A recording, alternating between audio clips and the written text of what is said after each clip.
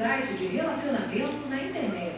A gente vai ter que instalar uma sindicância para apurar de que forma, né, essas imagens foram produzidas. Como, filhinho? Aí é um fato grave, né, se permite entrada de máquina fotográfica e nem celular com equipamento. Tá gostoso? Dentro das nossas unidades. Tá gostoso? De forma que essa forma, né, foi passada para... Faz tintim com a vovó. Através da carceragem ou fora. Wagner Evaristo foi preso em abril de 2007 pelo assassinato de um universitário no Recreio dos Bandeirantes, zona oeste do Rio. A polícia interceptou uma conversa telefônica onde ele confessa ao Como come seguro assim? É preso, minha filha.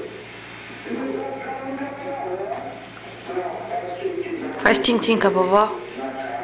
Wagner Evaristo da Silva Júnior está condenado a 20 anos de prisão por latrocínio. Faz. Seguido de morte.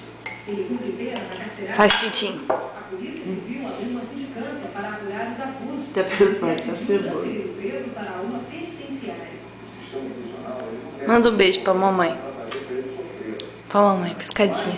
Evidentemente, Ai, que gostoso.